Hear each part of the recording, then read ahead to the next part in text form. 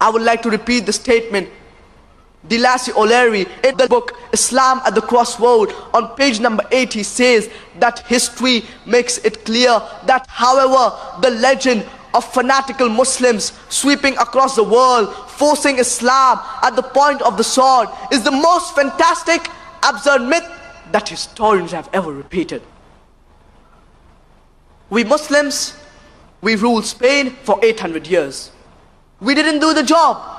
Later on, the Christian Crusaders came and they wiped out the Muslims. There was not even a single Muslim who could openly give the adhan, that is the call for prayer. We Muslims, we were the lords of Arabia for 1400 years.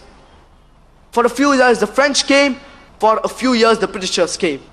But overall, we Muslims, we were the lords of Arabia for 1400 years. Yet today in Saudi Arabia, there are 14 million Arabs who are Coptic Christians. Coptic Christian means Christians since generations. These 14 million Arabs who are Coptic Christians, they are giving Shahada, they are bearing witness that Islam was not spread by the sword. We Muslims, we rule India for 1,000 years. If we wanted, we could have converted each and every non-Muslim on the point of the sword. We didn't do it. Today, more than 80% of the population of India, they are non-Muslims. These 80% non-Muslims, they are giving Shahada, they are bearing witness that Islam was not spread by the sword. Indonesia has the maximum number of Muslims. Which Muslim army went to Indonesia? Which Muslim army went to the east coast of Africa? Which Muslim army went to Malaysia? Which sword? The reply to this is given by the famous historian Thomas Carlyle in his book Heroes and Hero Worship. And he places Prophet Muhammad sallallahu alaihi wasallam as hero number 1. He says that the sword indeed, but where will you get your sword? Every opinion at its beginning, it is precisely in one man's head. One man against the whole world believes in it. One man against all men, that he will pick up the sword and propagate it, will do little for him. You must take your sword and propagate it. Thomas Carlyle is talking about the sword of reasoning, the sword of intellect. Allah subhanahu wa ta'ala says in the glorious Quran, in Surah Nahl chapter number 16, verse number 125, Udu'u ila sabili rabbika bil hikmah wal maw'izatil hasana wajadilhum billati hiya ahsan. And invite all to the way of thy Lord with wisdom and beautiful preachings, and argue with them and reason with them in the ways that are best and most gracious. Even if we had the sword of metal and steel, we could not use it. As Allah subhanahu wa ta'ala says in the glorious Quran, in Surah Baqarah, chapter number 2, verse number 256, La ikraha fid deen, let there be no compulsion in religion. Qad tabayyana ar-rushdu min al-ghayy. Truth stands out clear from error. Thomas Carlyle is talking about the sword of reasoning, the sword of intellect. The sword which conquers the hearts and minds of people. There was an article published in the Reader's Digest, Almanac, Yearbook 1984. And it was reprinted in the Plain Truth magazine, which showed the statistics of the increase of the major world religions from 1934 to 1984. And number 1 religion, it was Islam, which increased by 235%. Christianity, only 47%. Which war took place between 1934 to 1984, which caused millions of people to accept Islam? Which war? Today, the fastest growing religion in America is Islam. The fastest growing religion in Europe is Islam. Which sword is forcing these Americans and Europeans to accept Islam in large numbers? If hijab subjugates the woman, if Islam subjugates the woman, then out of the people who are accepting Islam, why are 2/3 of them women? Who is forcing them?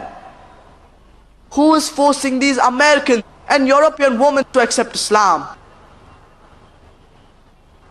I would like to end this answer with the famous saying, of Dr. Joseph Adam Pearson. Dr. Joseph Adam Pearson rightly says that people who worry that nuclear weaponry will fall in the hands of the Arabs, they fail to realize that the Islamic bomb, the bomb of the religion of peace, has already been dropped. It fell the day Prophet Muhammad, peace be upon him, was born. The fifth most common question is that why does Islam permit a Muslim man to have more than one wife? Earlier this misconception, it was at the top of the charts. But now it has come down to number 5. Jihad and terrorism has overtaken. The question is, why does Islam permit polygamy?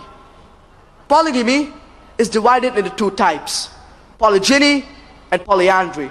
Polygyny is where a man marries more than one wife, and polyandry is where a woman marries more than one husband. In Islam, limited polygyny is permitted, whereas polyandry, it is completely prohibited.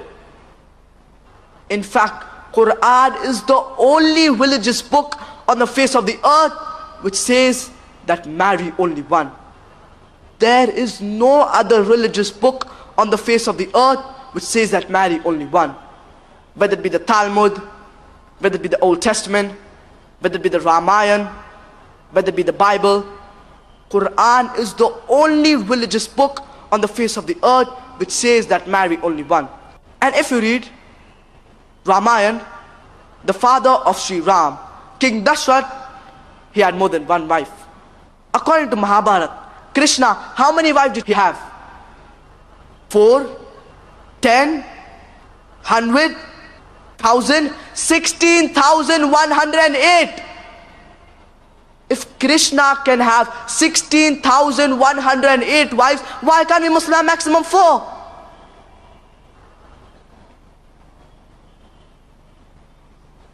Even if you read the Christian scriptures, according to the Bible, a Christian can marry as many wives as he wishes.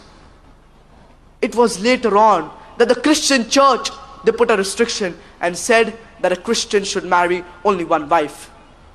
Even if you read the Jewish scriptures, the Talmud, the Old Testament, Abraham, he had 3 wives. Solomon had 700 wives. So even according to the Jewish scriptures, a Jew can marry as many wives as he wishes.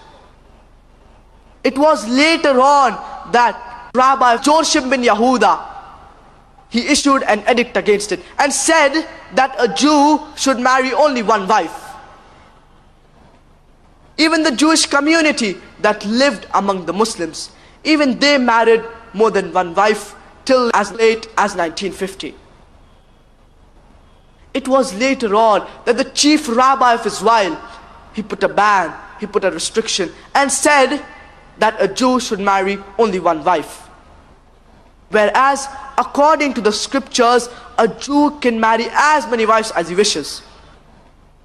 Same thing in the Hindu scriptures. A Hindu can marry as many wives as he wishes. If you read the statistics of the status of women in Islam, published on page number 66 and 67, which showed that Muslims did 4.31% polygamous marriages, whereas the Hindus did 5.06%, 0.75% more than the Muslims. Even though it is illegal for a Hindu to have more than one wife, after it being illegal, the Hindus were more polygamous as compared to the Muslims. I don't know if it was legal how much the percentage would have reached to. But according to the Hindu scriptures, a Hindu can marry as many wives as he wishes. It was later on that the Indian government, the Indian Penal Code, in 1954, in the Special Marriage Act, they put a ban and said that a Hindu should marry only one wife. Whereas, according to the scriptures, a Hindu can marry as many wives as he wishes. 4, 10, 100, 1,000, 10,000, no upper limit.